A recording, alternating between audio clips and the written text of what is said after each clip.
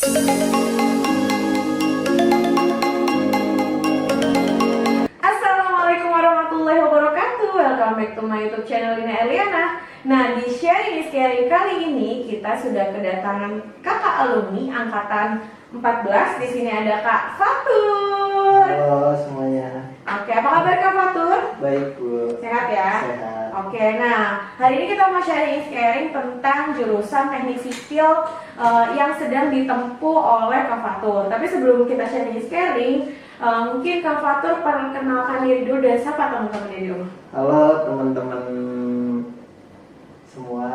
Perkenalkan nama aku Muhammad Fatur Rizky, biasa dipanggil Fatur. Di 14 aku angkatan 14, kelas IPA 5 Bu. Oke, kelas IPA 5 ya Kak Fatur ya. Gimana nih teman-temannya? Halo IPA 5. Halo guys. Nah, mungkin langsung aja nih Kak Fatur, kita flashback ke 2 tahun yang lalu. Kak Fatur ngalamin dong galau-galaunya pada saat penerimaan PTN ya. Wah, Galau ya? Galau. Galau apa enggak tuh? galau banget Bu. Galau banget ya. Nah, masih ingat gak sih Kak Fatur diterima di jalur apa pada saat diterima di teknik sipil UN itu? Alhamdulillah aku diterima di jalur SNMPTN Bu. Oke, diterima di jalur SNMPTN. Nilainya masih ingat nggak? 85,7 rata-rata terakhir. Rata-rata terakhirnya. Dan ada di ranking berapa Kak? Di SNMPTN eligible ya Bu? Ya, eligible-nya di urutan di berapa? IPA itu aku di urutan 123 dari 125. Oke, 123 dari 125. Nah, selain SNMPTN, Kak Fatur nyoba jalur apa lagi? Aku paling awal itu nyoba di emang udah optimis pengen kuliah di swasta, namanya Universitas Pertamina di Jakarta Selatan, Kebayoran. Oke, udah daftar tuh pada Udah lulus Bu. Udah lulus, udah bayar. Udah bayar setengah. Oke, selain di Universitas Pertamina, Kak Fatur nyoba nggak, kan ada tuh sebelum SNMPTN jalur-jalur lain gitu, banyak nyoba nggak tuh? Enggak sih Bu, karena impiannya pengen kerja dari bagiannya perusahaan BUMN sendiri Pertamina. Oke, akhirnya jadi fokusnya ke Pertamina aja gitu Iya, ya. Bu. Oke, nah kemudian Kak Fatur, alasannya kenapa sih akhirnya ngambil jurusan teknik sipil? Berawal dari emang awalnya itu kan pengen teknik lingkungan Bu, tekling. Nah di situ ternyata di teknik sipil ini kan emang awal yang aku udah tahu itu lebih luas, dia belajar sampai bangunan-bangunan tinggi atau lawannya bahasa atau lawannya lingkungan itu sendiri. Di teknik sipil ini aku ngambil karena pertama orang tua lulusannya di teknik sipil, diceritain juga lebih luasnya, tapi tetap ya impian aku ada di lingkungan sendiri juga Bu. Walaupun dapetnya di teknik sipil, aku pikir itu ternyata di teknik sipil ini ada penjurusan juga ke arah lingkungan. Oke, jadi karena pikir pas cari informasi ternyata teknik sipil, teknik lingkungan itu juga dipelajari juga di teknik sipil gitu Iya, ya. Bu. Oke, akhirnya yaudah ngambil teknik sipil gitu. Nah, terus apa sih sebenarnya yang dipelajari sendiri di teknik sipil itu? Di teknik sipil itu ada mempelajari, kita diajarin buat dari awal kita ngambil proses pelelangan proyeknya itu tersebut sampai nanti masa pemeliharaan dari bangunan yang udah jadi itu. Oke, jadi dari proses sampai ke sesudah jadi, Iya, itu masih dalam pemeliharaan, itu kan di sipil tanggung jawabnya ya? Iya Bu, dari pembangunannya, dari proses pelelangannya itu semua tanggung jawab teknik sipil harus bisa.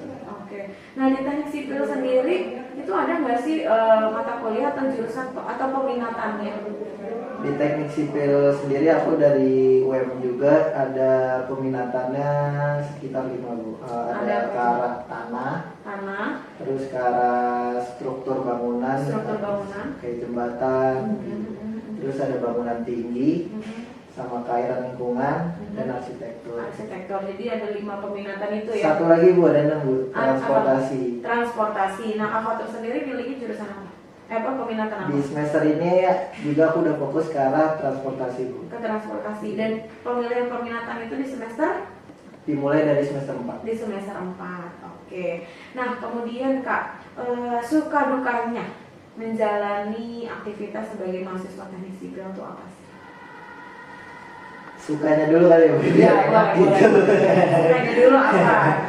Sukanya itu kita jadi tahu tuh kayak cara keluar masuknya alat berat yang udah ada. Biasanya kalian kalau lewat jalan tol tuh ada alat berat di pembangunan. Terus kayak kita nggak kaget sama cuan-cuan.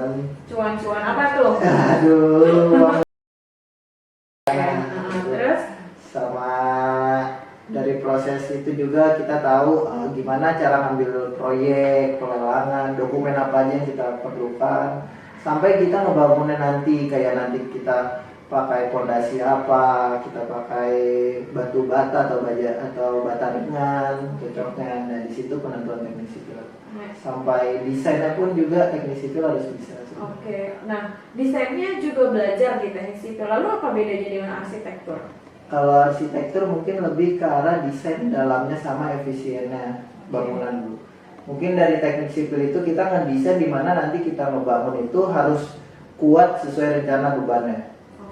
Karena nanti ada aplikasi-aplikasi yang bakal untuk dicoba jika ditaruh beban merata atau beban terpusat. Nanti misal kayak jembatan ada beban terpusat, nanti kita tahu gitu, kita masukin rangkanya, kita masukin bahan jembatan itu apa aja, nanti kita masukin bebannya apa, nanti keluar Bu di situ. Makanya teknik sipil harus tahu juga desain. Tahu semuanya juga ya desainnya. Nah, kalau di teknik sipil sama PWK bedanya apa?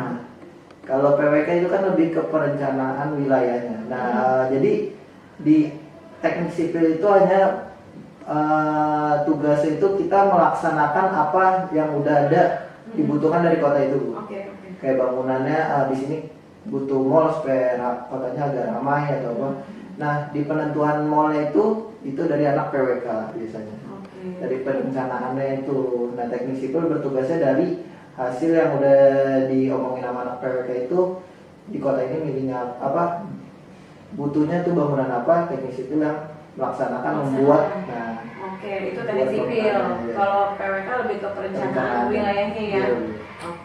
Itu bedanya ya. Mungkin kalau kalian yang pengen ngambil jurusan PWK, arsitektur, teknik sipil, nah itu perbedaannya seperti yang tadi Kak Fatur informasikan ya. Jadi harus benar-benar masing-masing jurusan itu ada bedanya. Jadi jangan sampai sama aja nih gitu. Ternyata pas waktu dipelajari ternyata ada perbedaannya gitu ya Kak ya. Nah, kemudian Kak, dukanya, tadi kan ngomongin suka tuh, dukanya apa sih mungkin? Dukanya anak teknik pertama sering begadang. Kayaknya enggak anak teknik.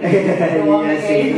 Sekarang sama aja sih. Sama aja, terus? Ya, terus mungkin yang takut sama jorok-joroknya bangunan seperti kayak tanah atau semen, Nggak boleh ya kayaknya. aspal, itu sebenarnya harus lebih disukain lagi gitu. Sebenarnya dukanya juga mungkin harus jangan terlalu takut materinya nggak ngerti apa karena teknik sipil itu luas, bisa belajar aja dari mana aja gitu. Itu mungkin salah satu dukanya yang ya masih bisa diminimalisir lah ya. Kalau kita memang udah interest dari awal ke teknik sipil, insya Allah itu bisa teratasi gitu ya Kak ya. Nah kemudian Kak, kalau untuk di UM sendiri Kak, biaya kuliahnya tuh gimana sih Kak? Termasuk range medium ke atas atau medium ke bawah nih? Range medium ke bawah sih. Masih terjangkau berarti ya? Terjangkau. Di range berapa juta? Buat yang teknik mungkin 5-7. Itu sesuai dengan golongan kan ya? Iya, golongan paling atasnya pun 7. 7 golongan atas. Kalau tuh dapat yang golongan berapa? Paling atas Bu. Paling Karena atas. Jabodetabek. Jabodetabek. Oh, berarti ngaruh ya Jabodetabek. Kayaknya tuh ngaruh Bu, soalnya saya ngelihat teman-teman juga yang SNMPTN Jabodetabek sekitar itu segitu. rata-rata segitu. Tapi masih terjangkau untuk teknik ya? Iya Bu. Nah kemudian Kak, kan UM, kita istilah UM tuh ya kalian jangan sampai salah ya, UM itu Universitas Negeri Malang. Iya. Ya, kadang Universitas Negeri Malang disingkatnya UMM. UNM atau UMM. Iya, UMM gitu ya. Nah ini Universitas Negeri Malang. Apa sih yang menariknya dari teknik sipil Universitas Negeri Malang Kak menurut Kak Fatur? Yang aku baru ketahui di teknik sipil UM ini, pertama aku merasakan euforianya perlombaan jembatan Indonesia dan bangunan gedung Indonesia. Di situ emang perlombaan bergengsinya paling tinggi buat anak teknik sipil se-Indonesia. Alhamdulillah di tahun ini teknik sipil UM menjuarai juara umum atau juara satu juga di jembatan Indonesia. Oke, juara satu Iya, tingkat umum bu. Juara umum. Juara umum. Juara Jadi umum. kita ada juara kategorinya juga kemarin. Oh, berarti yang banyak juaranya dari UM ya? Iya bu. Oke. Nah itu yang bisa kalian percaya dengan teknik sipil UM. Terus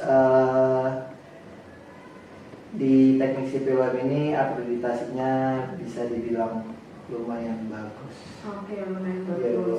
bisa dibilang baik. Terus yang kampusnya itu udah unggul. Udah A ya. Iya. Oke. Nah, banyak yang bertanya nih Kak Fatur. Kayak bukan UM Universitas Negeri Malang itu kan hampir sama dengan kayak Universitas Negeri Jakarta. Iya. Jadi apa ya, salah satu IKIP Jawa Timur ya dulunya gitu kan ya. Iya bu. Berarti kan orang-orang tuh kayak berpersepsi bahwa kalau IKIP itu berarti keguruan. Iya. Nah, banyak mereka yang khawatir ketika mau ngambil jurusan teknik atau Mhm. jurusan yang umum gitu di luar dari keguruan. Mereka takut nanti lulusannya gelarnya SPD dong, Bu. Nah, kalau Kak Fatur sendiri di UM itu SPD, ST atau gimana sih perbedaannya? Ini yang baru aku khawatirkan pas lagi pemilihannya.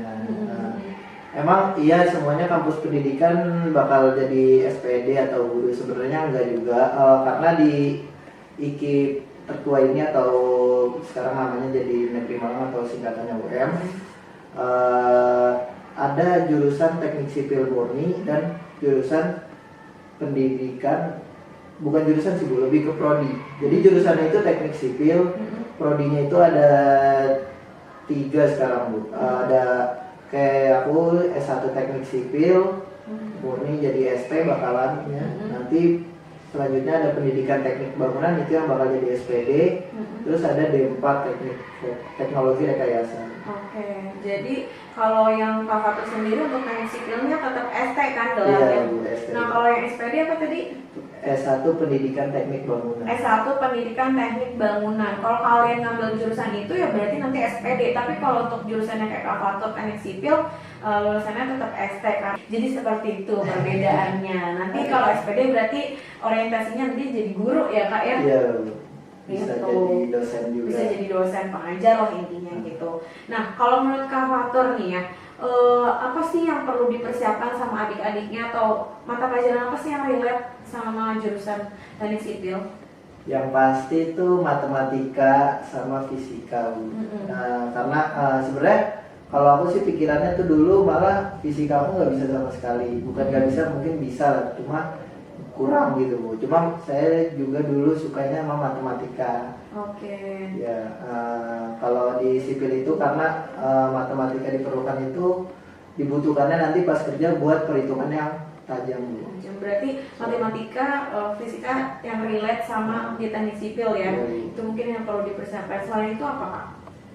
Buat anak IPS juga bisa Bu. Anak IPS bisa ya? Iya Bu, mungkin kalau kayak tadi yang PWK itu lebih ke arah geografinya Bu. Oke. Kalau di sipil dibutuhkan juga kayak konsultan perencana itu dibutuhkannya namanya ekonomi Bu. Ekonomi tekniknya ada Bu di Oke, sipil. dan itu bisa buat anak IPS ya? Nah kalau anak IPS yang lebih suka ekonomi bisa Bu. Apalagi sekarang nih yang jalur SNBP ya, dulu SNMPTN itu dibolehkan terbuka untuk anak IPA IPS ngambil semua prodi yang ada di PTN. Jadi udah boleh linjur gitu ya ibaratnya sih. Satu lagi sama bahasa Inggris. Bahasa Inggris karena bukunya beda. Iya. Oke, nah itu berarti bahasa Inggris, matematika, fisika gitu ya. Iya, Bu. Oke, nah kemudian Kak, prospek kerjanya apa sih kalau di teknik sipil itu sendiri? Pertama ada kontraktor atau kita sebagai bisa dibilang bahwa bapak yang bergerak sendiri di pembangunannya. Terus ada konsultan perencana, konsultan pengawas dan konsultan pelaksana. Oke, jadi banyak ya untuk Banyak. prospek kerjanya, tinggal disesuaikan nanti setelah lulus kalian lebih minatnya kemana gitu, pengen jadi apa sih gitu impiannya. Kalau Kak Fatur sendiri pengen jadi apa sih? Saya pengen lebih ke konsultan perencana sih Bu. konsultan perencana Iya, ya. Bu. Oke, mudah-mudahan tercapai ya Pak ya. Nah, kemudian Kak, kalau misalnya kita flashback di masa-masa pendaftaran dulu, apa sih ada cerita menarik nggak atau kesannya dulu pas suka dukanya pada saat daftar SNMPTN dulu ya, SNMPTN namanya sekarang namanya SNBP gitu kan. Kan Kak Fatur salah satu siswa yang eligible tapi rankingnya kan di bawah gitu ya. Tapi kok alhamdulillah rezekinya mujur gitu kan Iya. dapat di SNMPTN. Kan mungkin bisa diceritakan tuh prosesnya gimana sampai bisa dapat gitu. Pertama dari nilai aku sendiri kayaknya udah nggak percaya diri karena ngelihat nilai-nilai di kelas aku juga yang lumayan bersaing tinggi juga Bu. Pada saat pemetaan Iya, kelihatannya. itu udah kelihatan banget sih Oke. ini ya. Nah di semester 5 kan emang lagi pandemi-pandeminya, jadi aku lebih fokus ke arah belajar juga Bu. Di semester 5 aku meledakin nilai aku, walaupun di semester 2 ketiganya itu ada turunnya Bu. Jadi Oke. bisa nutupin di situ. Nah dari situ sendiri, alhamdulillah aku dapet di penghujung Di penghujung. siswa eligible. Oke. Di semester 5, jadi semester berapa? 3, Dua. 4, dari 2 ke 3 sempat turun, tapi Betul. alhamdulillah di semester berikutnya Kak Fatur nge-push untuk bisa bangkit ya di Iya. semester berikutnya. Jadi kalau kalian yang misalnya khawatir nilainya turun gitu kan, nggak usah khawatir nggak bakal diterima nih di PTN gitu Iya. kan, nggak usah khawatir gitu. Yang penting dimaksimalkan di semester berikutnya untuk bisa lebih maksimal supaya bisa menutup di semester yang kemarin turun gitu Iya. ya. Ada cerita menarik lagi nggak Kak? Sama apa ya Bu? Mungkin pas lagi di eligible itu sih kayak kaget aja karena kan ibu tahu sendiri aku di 14 fokusnya lebih kemana pun Iya. Oke. sama itu juga. Terus cerita uniknya juga pas lagi penentuan jurusan juga sih Bu. Apa tuh gimana? Kayak kan ada pemetaan juga ya Bu Iya. pas itu ya.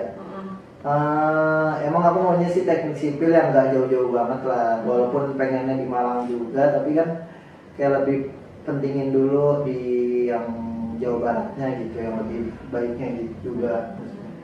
Nah, ngelihat dari teman-teman pas lagi pemetaannya super ambisius semua. Pilihnya prodi sama, PTN sama semua ya. Nah, itu yang bikin saya agak pusing juga tuh. Oke. Akhirnya kita sebagai yang paling bawah mengalah dan alhamdulillah lah diterima di Universitas Negeri Malang. Oke, jadi pada saat angkatan Kak Fatur tuh termasuk banyak banget yang milih teknik sipil ya Kak ya. Iya. Sampai pas pemetaan pas ibu arahkan ke sini gitu kan, maunya di sini Bu, rebutan gitu ya. Nah tapi alhamdulillah pada saat pemetaan gitu Kak Fatur dia lebih realistis gitu. Jadi kalau ibu lihat kenapa Kak Fatur bisa dapet di SNMPTN lebih realistis karena pada saat konsul juga Bu, saya yang penting jurusannya teknik sipil gitu. Dan kalau bisa sih di Malang gitu kan ya. Mau di universitas mana aja yang ibu rekomendasiin apa Bu kira-kira gitu ya. Iya. Gitu. Jadi nggak yang neko-neko yang nggak berekspek tinggi. Iya. Bu saya kan ada tuh anak yang konsul misalnya saya maunya di sini Bu gitu kan gitu. Tapi kalau Kak Fatur tuh lebih ke yang Bu saya pengennya jurusan ini yang kalau bisa sih di Malang universitasnya yang nggak harus yang top berapa gitu, nggak harus yang kayak gitu. Dan ternyata pada saat itu kan ibu bilang, nak ada nih di sini ya di UM gitu kan, barangkali nih tahun ini kita hat-trick gitu, ya nggak sih gitu, karena ada di berturut-turut tahun 2019 itu ada teknik sipil UM, jalur SNMPTN juga nih nak, di 2020 juga ada ya teknik sipil UM juga jalur SNMPTN. Nah barangkali kamu nih gitu. Nah di antara yang lain Kak Fatur ini salah satu yang mendengarkan gitu, yang apa namanya realistis untuk membuka pemikiran, ya udahlah yang penting diterima di PTN dan jurusannya yang sesuai yang diinginkan dan di Malang gitu kan ya. Alhamdulillah pas Kak Fatur milih di UM gitu kan diterima, jadi salah satu yang diterima di SNMPTN. Walaupun tadi Kak Fatur cerita saya sempat agak ini juga Bu gitu kan, karena rankingnya 123 dibandingkan dengan teman-teman gitu ya di IPA 5 banyak kayak yang ranking 1, ranking berapa di ranking eligible gitu. Tapi ya balik lagi rezeki orang masing-masing berbeda gitu kan jalannya gitu kan. Sekalipun kita ada di ranking paling bawah, kalau emang Allah menentukan rezeki kita dapat di SNMPTN ya alhamdulillah gitu. Tapi buat informasi aja nih, UM tuh udah peringkat 8 Bu, udah 10 besar. Udah 10 besar ya. Jadi jangan memandang remeh-temeh ya. Bisa tanya-tanya aja langsung nanti. Oke, jadi kalian bisa, maksudnya jangan meng-underestimatekan sesuatu hal yang kalian belum tahu gitu. Kadang itu orang belum tahu tapi udah itu nggak terkenal gitu, itu belum dikenal dan sebagainya. Padahal mungkin bisa jadi yang belum dikenal atau belum terkenal mungkin bisa lebih berprestasi. Gitu. Jadi kita tetap realistis buat bisa dapetin impian yang kita mau gitu ya Kak ya. Ada lagi nggak Kak cerita menariknya pas masa-masa galaunya tuh mungkin? Masa-masa galau tuh sempet sampai 24 jam tuh sampai nggak tidur ngecek di pemetaannya Bu. Kan soalnya kan itu kayak Google Excel ya, spreadsheet yang bakal bisa diisi orang gitu. Ngeliat nih ada gak yang teknik sipil, ada yang berubah lagi. Sampai itu kan sih waktu itu kita, Ibu siapa yang buat grup tuh waktu itu? Yang Ibu dibuatin, ini grup apaan? Siapa Fatur yang buat ya? Teknik sipil. Jadi grup apa namanya? Eligible buat yang jurusan teknik sipil. Iya, jadi di situ isinya grup satu grup itu isinya yang milih teknik sipil gitu ya, teknik sipil tapi di beberapa universitas gitu, dan Ibu di-invite sama Fatur ya waktu itu supaya bisa Bu bantu kita ya Bu gitu. Jadi konsultasi malam-malam kita ya waktu itu ya di WA gitu. Jadi luar biasa sekali karena saking banyaknya yang pilih teknik sipil gitu, karena memang teknik sipil salah satu jurusan yang primadona juga ya di teknik ya. Gitu. Banyak diminatin, banyak banyak dipilih pada saat itu dan sampai sekarang. Gitu. Ada lagi Kak mungkin yang menarik lagi yang masih teringat-ingat? Cukup sih itu aja. Cukup ya. Pokoknya hal-hal yang menarik dari teknik sipil UM tuh kalian coba gali deh, jangan memandang sesuatu yang belum kalian ketahui itu buruk gitu, karena bisa jadi yang belum kalian ketahui itu baik buat kalian gitu ya. Nah mungkin terakhir Kak, tips buat adik-adiknya yang mungkin sekarang kelas 12 nih lagi pilih jurusan dan sebagainya, apa tips dan pesan-pesannya buat mereka? Buat yang penting buat kalian semua yang udah udah penentuan siswa eligible belum lagi proses. Nanti mungkin kalian yang dapat rezekinya di siswa eligible itu ingat kalian bawa nama sekolah kalian punya sendiri. Jadi sebenar-benar manfaatinnya, walaupun dapat yang paling bawah pun juga jangan langsung pesimis gak bakal dapat, karena rezeki nggak ada yang tahu. Oke, jadi dimaksimalkan sebaik mungkin ya. Nanti kalau misalnya eligible ya benar-benar realistis, dimanfaatkan, cari peluang yang benar-benar kira-kira udah pasti lebih terbuka untuk diterima. Sama jangan lupa pilih jurusannya dulu baru universitasnya. Oke, universitasnya bisa menyesuaikan di mana, tergantung diizinkan sama orang tuanya di mana. Tapi kalau jurusan kita sesuai dengan passion gitu ya. Mungkin gitu kali ya Kak Fatur ya. Ada lagi yang mau disampaikan? Mungkin buat angkatan 12, angkatan berapa sekarang? 16 semangat ngadapin galau-galaunya, ngambil kampus, ngambil jurusan itu jangan diambil pusing. Intinya kalian udah punya jurusan impian kalian, baru kalian cari-cari tahu di kampusnya tersebut itu. Oke, ya mudah-mudahan semangat semua ya. Iya Bu. Mungkin bisa ada penerusnya Kak Fatur lagi di teknik sipil UM, bisa jadi ya. Nanti kalau kalian pengen tanya-tanya lebih lanjut, mungkin kalian bisa follow di Instagram Kak Fatur di @apa Kak? Faturiski.18. Faturiski.18 nanti Bu tulis di sini. Mungkin bisa jadi referensi jawaban kegalauan kalian yang pengen ambil jurusan teknik sipil juga ya. Terima kok Bu. Bisa sharing lah ya sama Sharing Kak aja Fatur. aman. Iya, oke. Kalau gitu mungkin kita sudahi dulu kali ya, Kak. Iya. Ya? Sudah cukup. Mudah-mudahan apa yang tadi disampaikan sama Kak Fatur informasinya bermanfaat buat kalian semua dan sukses buat kalian semua yang nonton, diterima di PTN yang kalian impikan. Gitu ya, Kak ya. Iya. Kalau gitu mungkin makasih ya Kak Fatur ya Iya. udah hadir ya di podcast Sharing is Caring. Karena for your information bahwa Kak Fatur ini besok mau ke Malang gitu. Jadi sebelum ke Malang, Ibu todong dulu untuk podcast Sharing is Caring gitu. Kalau gitu, Iya. jangan lupa Kak mungkin bantu like, And subscribe and comment komen di YouTube. Lina Erliana Jaima. Oke, kalau gitu, assalamualaikum warahmatullahi wabarakatuh. See you next video.